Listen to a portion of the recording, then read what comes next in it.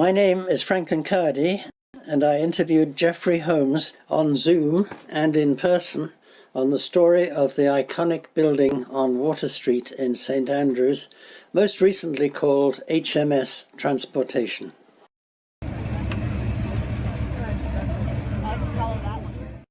Tell us about the story of your building.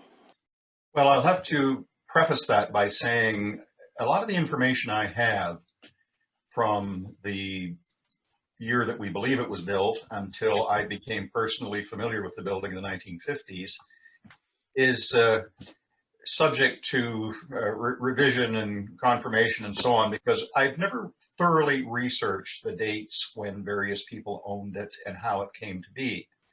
So what I'm going to tell you is the best of my knowledge that is substantiated by some written, some documentation.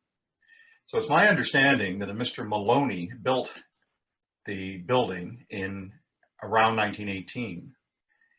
And at that time, there was a requirement not only for repairing the newfangled automobile, of which there weren't many on the streets of St. Andrews in 1918, but it was also customary to store them indoors at night.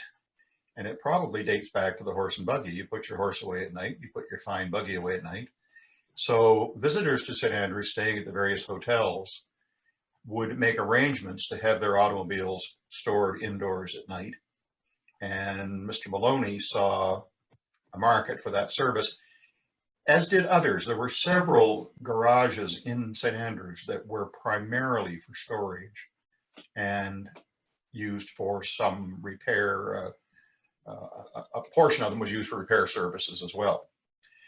So Mr. Maloney built it, we believe, in 1918, and evidently his opportunity for storage in the winter wasn't as great as it was in the summer, because we learned that he, around 1923, agreed to allow the building to be used for skating and hockey. This is a hockey rink, right? Well, it was it was built to house vehicles. It was built as a garage. And in the early days of automobiles, it was not the fashion to leave your car out overnight. You put your car away like people put their horse and buggy away previously. So when the Algonquin Hotel and other hotels came to be, the guests from those hotels would send their cars down here or to other storage garages in town to be overnighted. And then in the winter, when there was none of that activity, I understand that between 1922 and 24, they flooded the surface and skated and played hockey and curled in here. When was this built, the building? 1918, I believe. 1918. Mm-hmm. And so first of it was the garage, and then hockey rink in the winter. And then it came back to being a garage again for the rest of its life. Mm-hmm. And the hockey rink, how big was the hockey rink? Was it just this? The ice surface was 60 by 100. Oh. So it was a small playing surface. Mm-hmm. So Barry Murray tells me it wasn't the first indoor rink in St. Andrews, but we believe it was the first officially sanctioned indoor rink in St. Andrews. Barry told me there was a building down near where the Seaside Resort, where hockey was played indoors. But in 1945, there was a very high-profile hockey game here in St. Andrews, the Montreal Junior Canadiens versus the St. Andrews Senators. And a program was produced. And when I was clearing out my cousin Marion Store's house, I came across a copy of the program, which I treasure. One day it will go to the archives. Not only does it have the typical program for the game and the advertisers and the participants and so on, but on the back, it says the arena story, 1923 to 1948. So I'm just going to read you the first paragraph because it is the part of the story that refers to the building that we all call the HMS building, but we have no idea what it was called in those early days. So the arena story is that organized hockey in St. Andrews goes back to the season of 22-23, when the game was first played under a roof in a small garage on Water Street with an ice surface measuring only 100 by 60 feet. And then in the winter, when there was none of that activity, I understand that between 1922 and 24, they flooded the surface and skated and played hockey and curling here.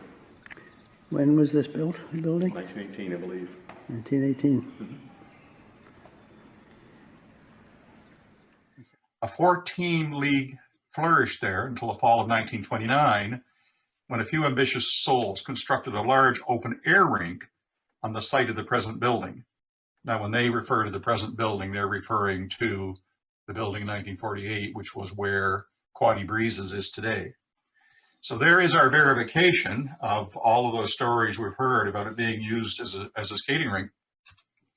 So it would appear that Mr. Maloney used it for his trade in the summer, and must have either operated it or leased it to someone for hockey and skating in the winter. I remember my mom telling me, my mom was born in 1924, and she said that was the first place she skated indoors. So she would have been a very young girl, but remembered skating indoors in that building. So the next owner, to the best of my knowledge, was the R.J. Conley Lobster Company. So R.J. Conley was building a lobster empire in the 30s and 40s. And of course, their original plant was down on Market Square at the site we call the Cottage Craft Building, which is now the Four Seasons Bistro. And his repair garage was here on Water Street in the big building. And I have a nice picture of the building with the R.J. Conley sign and a couple of trucks parked there and some of his staff. And we believe that when he built the big production facility at North Point, he moved the repair service down there as well, because I do remember there being a truck bay down there, and they employed their own service staff, and they had their gas pumps there and so on and so forth. So when Conleys moved on, it appears that it became the property of the Superline Oil Company. And we believe that was around 1944, 45. And it was the Superline Oil Company who renovated the building, removing around 20 feet from the front and installing the boomtown facade. Prior to that, it was just a shed-style building, and it extended all the way to the sidewalk. And curiously, the gas pumps were on the outside of the sidewalk on the curb. Now, it's difficult to get the definition of that in an old picture, but I remember distinctly when they excavated Water Street to put in the underground wiring, they found the bases for the old gasoline pumps just about where that lamp is in front of the site of the old building at 260 Water Street.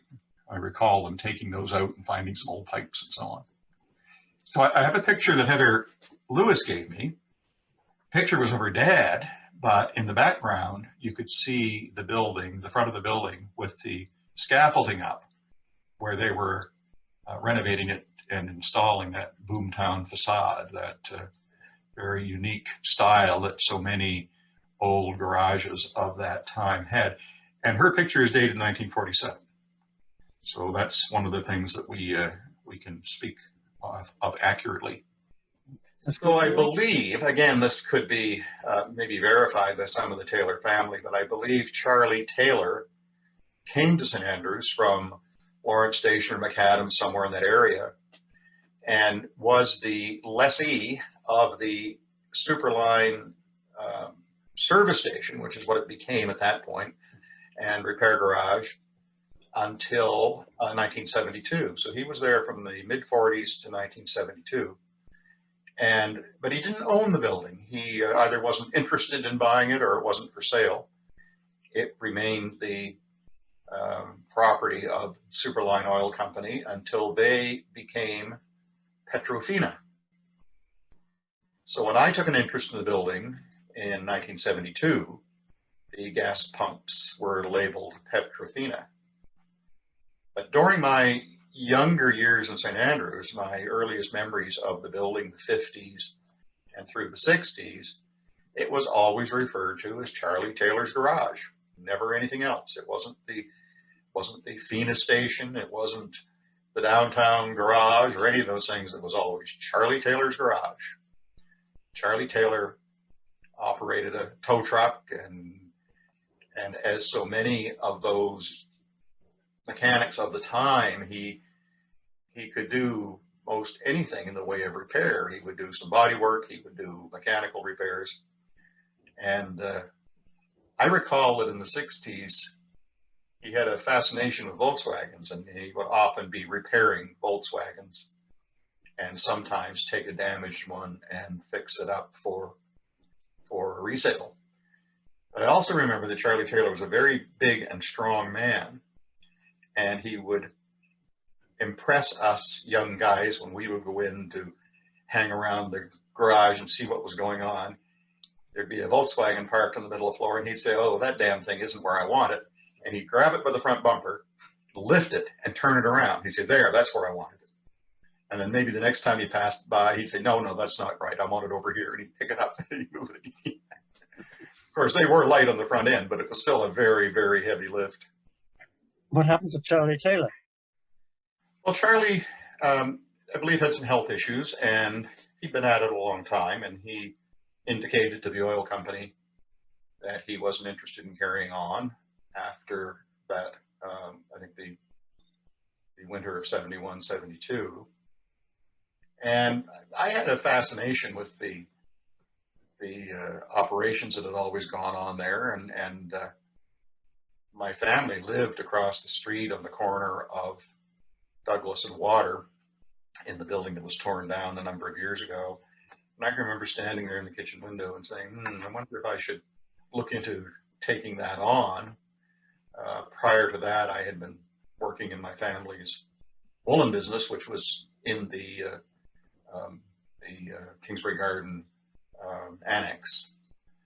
So the old building across the street was in my division almost every day. So I took an interest, entertained the idea with Petrofina, and they agreed to lease it to me. And I was relieved that I didn't have to buy it up front, because I, of course, 24 years old and had no cash reserves. So they agreed to rent it to me or lease it to me for a couple of years. And if I'm not mistaken, some of this is a little foggy. After all, it was quite a number of years ago. But I believe you could pay your rent by a percentage of the gasoline you sold. Of course, those days we were selling in the imperial gallon. So let's just say the gasoline was 48 cents an imperial gallon. And they would say, well, and the markup was pretty good. As I recall, the markup was about 16 cents a gallon. So they might say, well, we'll take a penny a gallon for 2 years or whatever. And as long as you sell a certain volume, we'll call that your rent. So they made it pretty easy. And then they suggested a year or two later that they'd like to sell it. And I cannot remember whether the sale price was $18,000 or $28,000. It was one or the other. And I anguished over raising that money.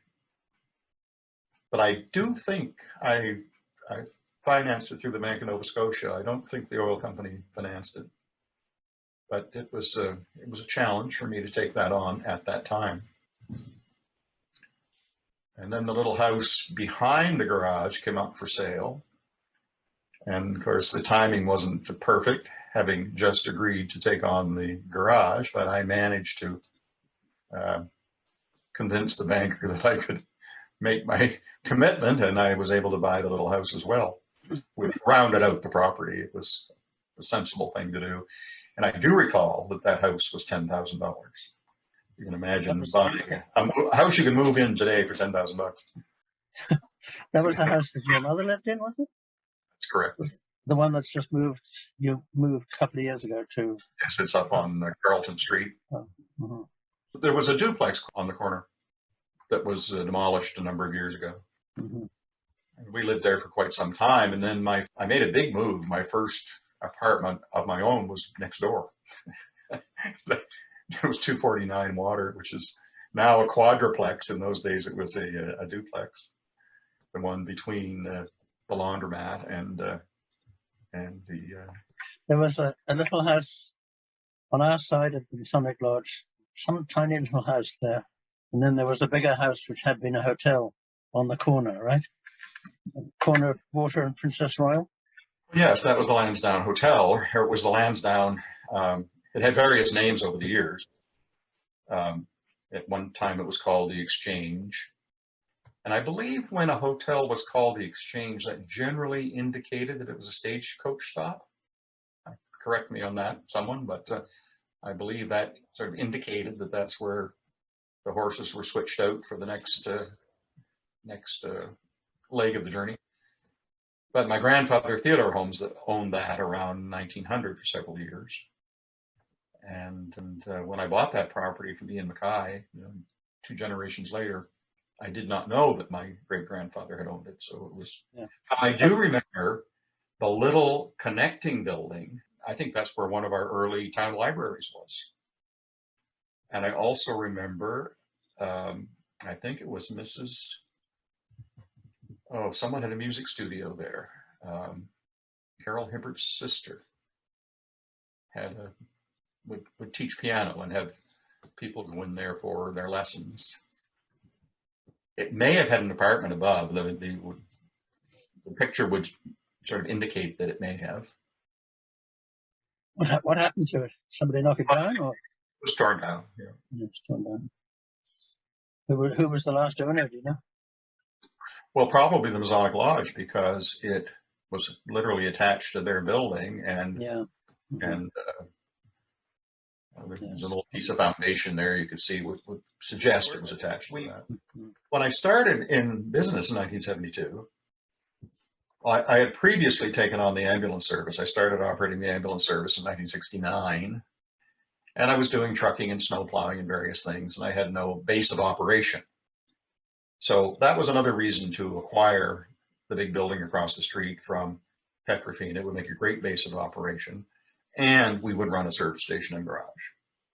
So we're doing all of these things. We were operating the ambulance service, we were doing trucking and towing and snow plowing and taxi service, and delivering propane and collecting garbage, and you name it, we were doing it. So we somehow came up with the name Multi-Service, and of course my surname Holmes, so it became Holmes Multi-Service Limited. But as time passed, we thought that was a little awkward, a little clunky to be used as a promo name, so we just reduced it to HMS Transportation. Service. When I started in 1969, it was strictly user pay. But I took it on with an idea in mind that it should be a subsidized service to some extent. And I remember, being very committed to it for a couple of years, and evidently gave a level of service that the town and the county recognized was appropriate. So I went to them and said, there's no way I can do this forever on a user pay basis. We need some sort of a subsidy to keep it operating. And the town kicked in. It was a modest amount in those days, of course, 1969. I think the town gave me $1,800 or $2,000 a year, and then the county, through the local service district, they were beginning to recognize that if they wanted service in the rural areas, they had to contribute. And so they started contributing financially. But what it amounted to, I did that for 26 years, and a lot changed in 26 years. For instance, the first ambulance I acquired, I paid, I think, $1,400 for it. And the last one I bought, I paid $94,000 for. That was the difference in the requirement for the level of service that was grew to be expected over the years, more and more sophistication. Mm. And But throughout all those years, it worked out to about a 50-50.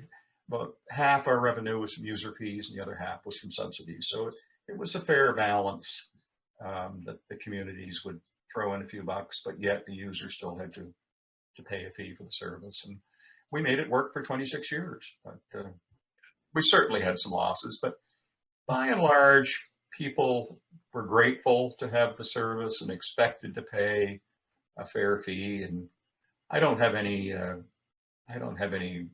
recollection of any great issues over funding or collecting. You're bound to write off a few, but it was negligible.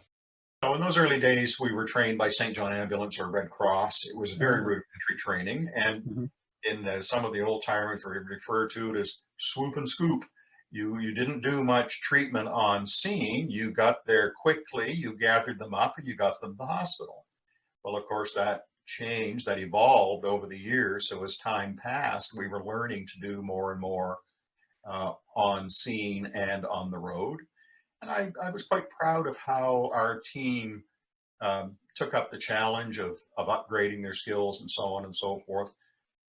2 years in the 80s, we split our team in half and went to the Washington County Vocational School in Calais in order to take the American Emergency Medical Technician course, which wasn't available here at the time. So half of us went 1 year, half of us went the next year, and upgraded our skills and believed we were giving very, very good service. And we had some young doctors in those days who would help train us. I remember Dr. Mike Butters was very keen on assisting us in learning. He would even show us how to install IVs, which technically we weren't allowed to do, but we always had the equipment in the vehicle. And if someone were, you could sometimes call them on the phone and say, Michael, can you meet me on the street corner and start this thing for me? Or if you knew a nurse that although we were a private service, we had a lot of community support. There were always people I could call for help. And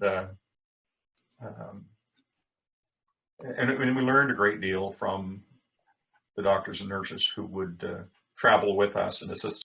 At one time in the 70s, we had 3 mechanics, and we were open 7 days a week, 7 in the morning till 10 at night. And there was no convenience store in those days. So people expected us to be open for gas and cigarettes and candy and soda and so on and so forth. So you felt an obligation to keep the gas service available. And I was the young guy coming in, just as a number of older guys were getting out. So they were reducing their hours of service, and a lot of them had sort of lost interest, and it was getting more difficult. It was the early stage of environmental concerns over underground storage and so on. And some of the small country store gas pumps were disappearing, and people weren't willing to reinvest and so on. So, but I believe in the early 70s, there were about a dozen places on the peninsula where you could buy gas. And right here in town, within the town limits, there was a Texaco at a convenience store. There was the Esso in Irving, a White Rose, a BA, which later became Gulf, and Petrofina, which later became Petro-Canada. And I think at that time, Les Brownrigg sold gas, so there was another Texaco. Ron Hahn sold some gas. I forget what brand. You could buy gas down at Conleys New Depot. So there were all manner of places where you could get petroleum, and people still ran out of gas. Well, no, I remember my grandfather lecturing me when I was a kid. It doesn't cost a damn cent more to keep it full than it does to run it on empty. That stuck with me. And of course, I was always, I was on call for the better part of 50 years of my life. So you wanted a full tank because you literally didn't know when you started your day where you might end up, or when you went to bed where you might get called out to go. So, I remember being called at 6 o'clock in the evening to drive someone to Hartford, Connecticut. I had to give myself a shake and say, if I had enough rest, can I really do this? And decided I could, and off we went. And those things did happen. It wasn't an everyday occurrence, of course, but Mhm. it did happen. So you had a team of mechanics. Were they the people working on the ambulance as well? They might be. It wasn't their first choice, but I can remember saying, wash your hands, come quickly, I need some help, you know. Well, we had other people who were specifically interested in that. They weren't necessarily on the payroll. Many of the ambulance crew were part-timers, and they might have been teachers or had other jobs, but they were willing to commit themselves to assisting us with that service. And they didn't do it for the money. They did it because it was community service. They got their few bucks, but a couple of them told me all it did was put them in a different income tax bracket. So it was the satisfaction of community service that caused many of them to participate. And John in particular, I knew John had an entrepreneurial spirit. I mean, he and I were good friends, and we talked a lot. And eventually I said to him, why don't you go out on your own? Why don't you take on a repair service without the burden of selling gas and candy bars, and run with it? And he originally set up in the back of my building. He did his repairs in the rear of the HMS building. And then we had someone else out in the front who just sold gas and changed oil and did nominal things. And John did well, and I fully expected him to, and moved down to Patrick Street and built his business there. And 40 years later, he's retired. Well, operating a business for nearly 50 years, of course, one goes through various stages of economic ups and downs in the world and in one's business. And I, of course, remember the years in the 80s when we were paying 21% on borrowed money, which was a real challenge.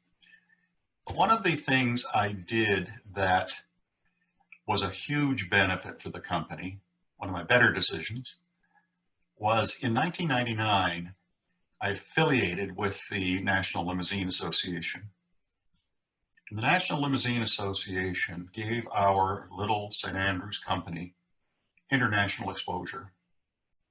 We were at that point serving a clientele at the Algonquin and around the province and around our community that was becoming accustomed to a higher level of transportation services in other jurisdictions. And we determined, with support from the Algonquin, that they should get the same level of service. Their guests should be able to get the same level of service when they come to St. Andrews. So by joining the National Limousine Association, we had to raise our bar to a certain level, have a certain quality of vehicle, caliber of vehicle, and pay fees, of course, to belong to that organization. But it opened some doors for some very unique bits of business. I remember one summer getting a request from a travel service in Portugal to meet clients in Rockland, Maine at the Samoset Resort, a couple, and tour them around Maine and then through the Maritimes. So I met them in Rockport. They were quite private about their lives, but the lady could speak little English. The gentleman fared better. And the gist of it was that he had attended the business school at Harvard, and his wife had never seen the New England states or the Maritime provinces, and he wanted to take her on that journey. So we spent a couple of days together in Maine. And then when we crossed into New Brunswick, I turned them over to one of my other drivers to finish the tour around the Maritimes, ending in Halifax, where they flew back to Europe.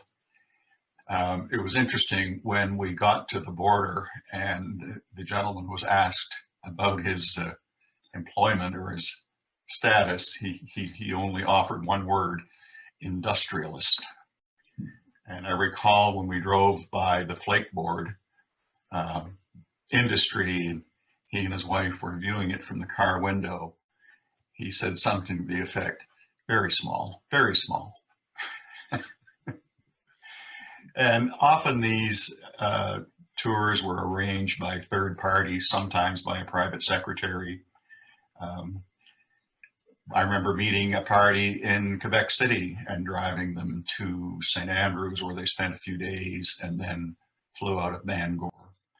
We had several occasions to tour people from overseas around the maritime provinces by car, generally just a couple, sometimes a party of four, and numerous trips to Boston and as far as New York and to Montreal and Quebec City. And many of these were arranged through that connection with the National Limousine Association. And once you were locked in with them, they gave you exclusive opportunity to serve their clients. I would, for instance, get a call from the NLA to go to Moncton Airport to drive someone downtown to the Beausejour, or go to Moncton and take someone to Prince Edward Island. And I would say to the booking agent, you realize I have to deadhead for 3 hours to get there. This is going to be very costly. And there are other options. And they would say, no, you're in our book, so to speak. You're one of our preferred providers. Therefore, that's what we do. Good. We did some celebrity work. I won't get into it, but some very interesting clients came to us through that affiliation, and 99% of them are all very, very good memories. They were good experiences. To go back to Mr. Maloney and the construction of the building, I have a little collage of photos here that I'll share with you as well. But it's a picture of the building when it was operated by R.J. Conley. And there's a handwritten note in very beautiful script below it. And it says, R.J. Conley was a fleet owner. This was his repair garage for his fleet of trucks. The lumber for this building was brought from Nova Scotia at a cost of $15 per 1,000 board feet. Can you imagine $15 a 1,000 board feet? You can't get a sheet of plywood for that today. Unfortunately, there's no date on those notes, but it's interesting to have. But to bring the wood from Nova Scotia, I mean, there's a lot of wood in Charlotte County. Why would they have brought the wood from Nova Scotia? Upstairs, there's a floor over them. Mm-hmm. So they're not exposed. So tell me about them. Well, I don't know a great deal about them, except they appear to have been recycled from an old sailing vessel. Someone did tell me that ship's knees were also created for construction of buildings, but with all the bolt holes in these, I'm guessing they were previously used in a ship construction.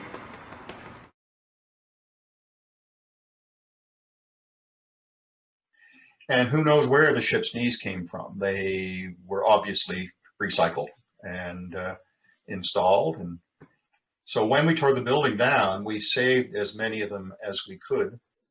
And I took them to Mystic Seaport Museum in Mystic, Connecticut, and donated them to them in hopes that they might be used in one of their restoration projects.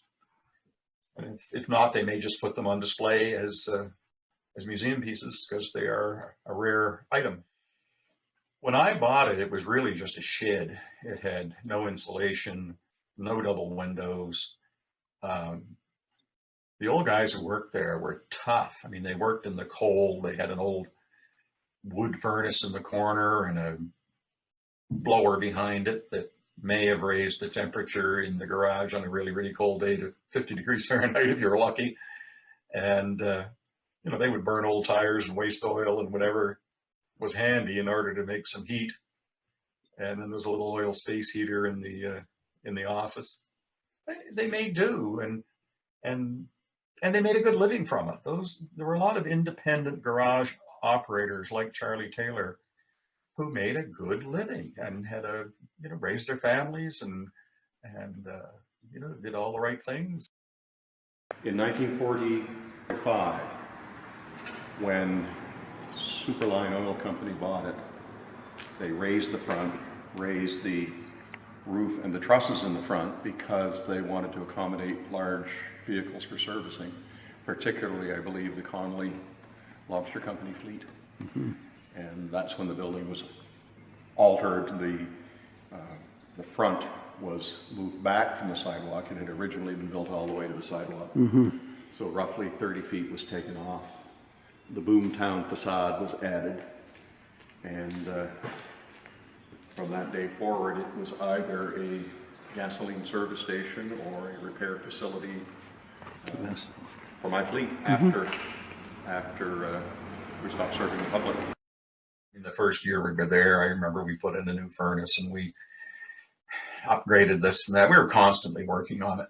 But the biggest thing we did to enable us, regardless of how well we were doing in the garage side, the repair service side, or even the transportation side, that building was huge overhead. And I wanted more income from the building to substantiate having such a large building for a relatively small operation, the scheme of things.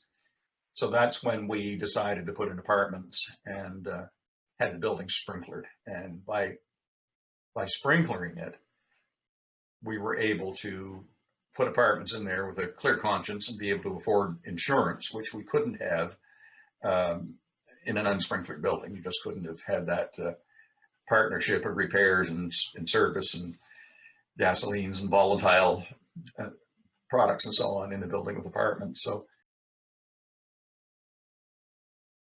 well, it's a sprinkler hydrant.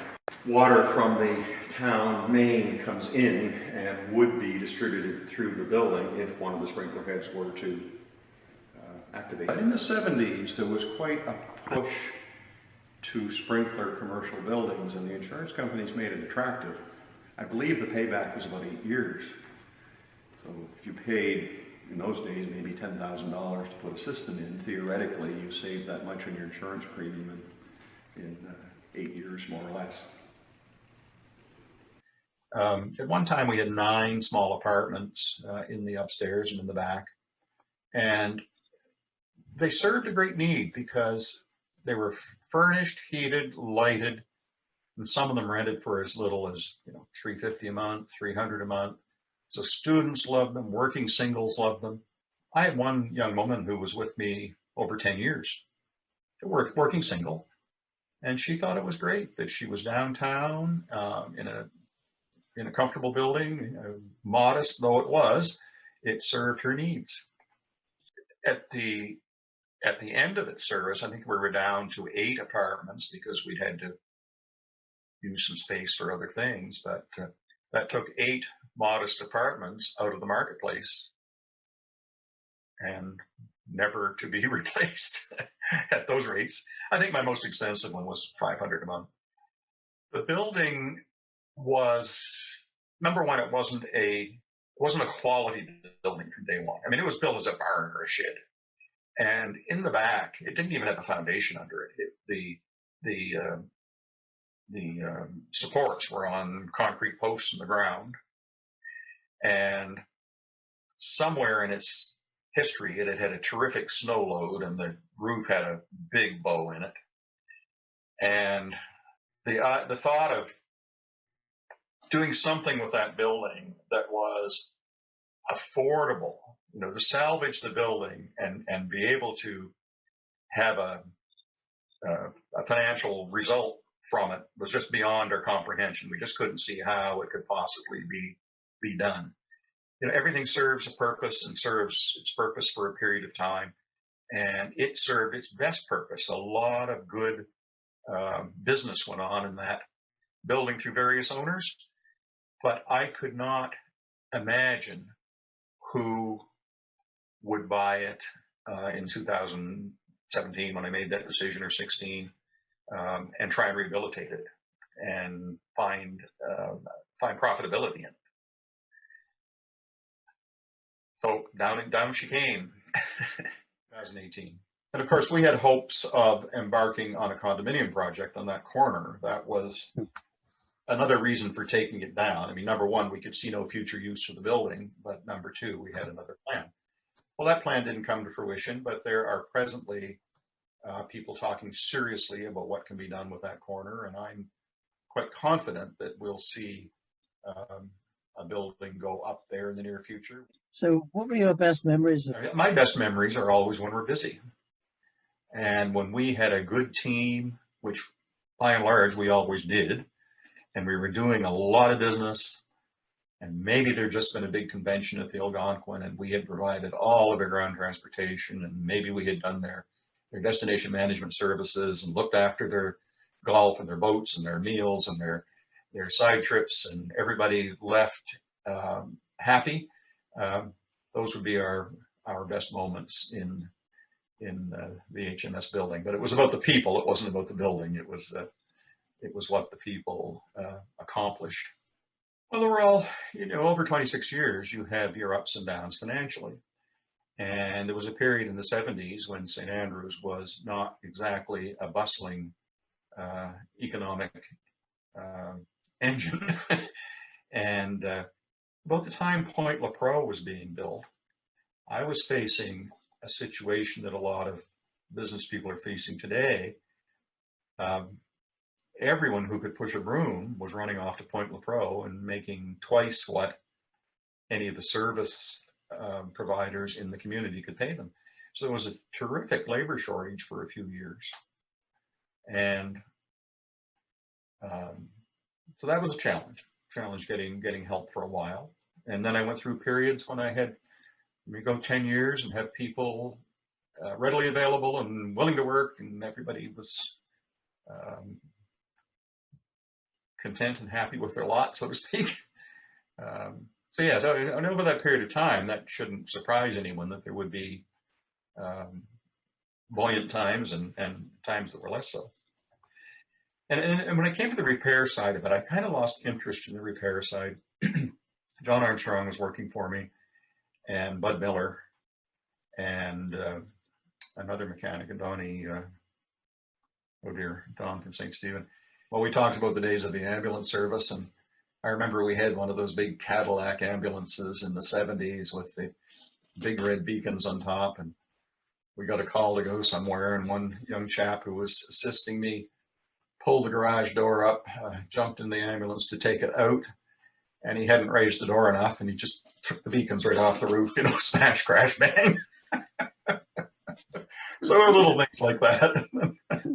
A lot of stories to tell, and every 2 or 3 years someone would miss their mark and get one wheel in the grease pit or something. That was always a bit of a circus. We were trying to get those out, but fortunately there were never any serious injuries. And that's why they're more or less a thing of the past. You don't often see a grease pit anymore, and if you do, it's got rails around it and it's painted in bright colors, so accidents won't take place.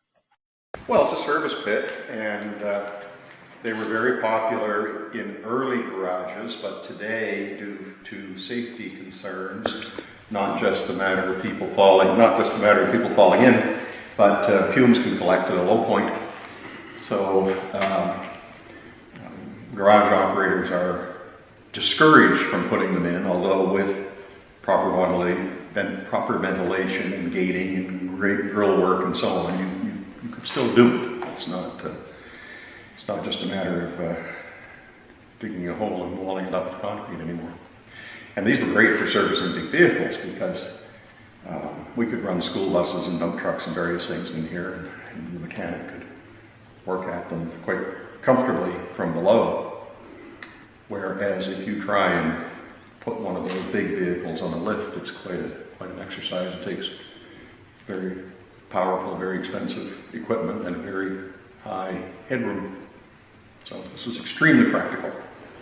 We've had a couple of people tumble in. Fortunately, they didn't hurt themselves bad. We had one young man working here alone one evening on his own vehicle, and somehow the vehicle fell in his hand while he was working in the pit, and he got trapped for a while. The long story is that it didn't hurt him very badly, but it was An interesting experience for him here all by himself in the pit with the weight of the car on his hand or on his fingers. Well, we'd often have to put those timbers across the top of the pit and put a jack on it in order to lift vehicles. What's the big chain for? In the early days, and even in my early days, the 70s and 80s, it wasn't unusual to have to swap engines in vehicles. Engines today seem to last forever.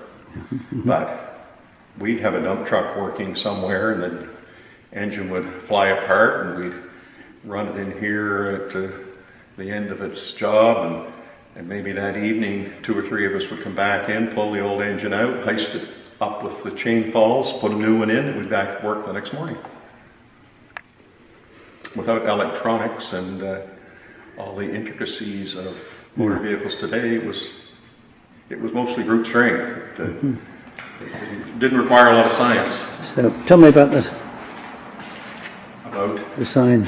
Oh, the sign. Of course, my company was called Holmes Multi-Service Transportation, so that was our the initial we used for many, many years, just HMS Transportation. There were lots of funny things happen. It's difficult to recall, but when I get together with some of my friends for those days, they'll always bring up some oddball thing that happened. Oh, there was a time we bought product in bulk, of course, and we had a 45-gallon drum of car wash, and we had a 45-gallon drum of antifreeze. And one of my mechanics, he certainly knew better. He just turned the wrong way, and he filled a car radiator up with car wash. So the old gentleman backed the car out, and about the time he got to the post office, the under hood was just bubbling, car wash bubbles everywhere. It was like something you'd see in a cartoon. It was soap suds coming out everywhere. And he came back, and he wasn't the person that saw the humor in it. He was quite upset. Really, easy to correct, but it was rather funny. What was the worst thing that happened in the building? We were renovating the rear of the building to accommodate John and his business. And I went up in the attic to adjust some insulation or something, lost my footing and came down through the T-bar ceiling and brought the fluorescent lights and everything down. And fortunately, I landed on a pile of insulation on the concrete floor and survived. So what made you happiest when you tore it down? Oh, I guess a feeling of satisfaction that we did a lot of good work there and the building served a great purpose. And I think we squeezed every ounce of good use out of that building. So you weren't sad to see it go in the A end? certain amount, but I'm not one to be too bothered by things like that. It's time to move on. Oh, I spent a lot of hours in that building, and the day before we took it down, Alan Florelling was my last employee to go, and I said, let's have a ceremonial closing of the overhead doors. And you ask yourself, how many times have you run those doors up and down over that 45 years? And it was... Well, that's what I've done too. 36 years today, I took possession of this building from Petrofina. I didn't own it for a couple of more years because I leased it for a short term. I believe it was 78 or 79 that I bought it. Very good. And people comment on its dilapidated condition today. It was equally so when I bought it. We spent a tremendous amount of money putting it in shape and making it presentable. Okay. Machine over there is a nicer machine, and the guy that normally does it, he likes that machine better. Okay. How many hours to take this down now? It'll be gone down today. It'll be down when it's down. I remember when Adam was about 11 years old, his dad said to me, I worry about that boy. I don't think he's got a mechanical, any mechanical aptitude at all. So as the years pass, he's become an equipment operator, professional fireman, and everything that has to do with mechanics and equipment. That's good. Riding shotgun in the snowplow truck. Yeah. So how will you go about doing this? I'm not sure. The other guy will know, Uh-huh. know more. He'll be the one driving.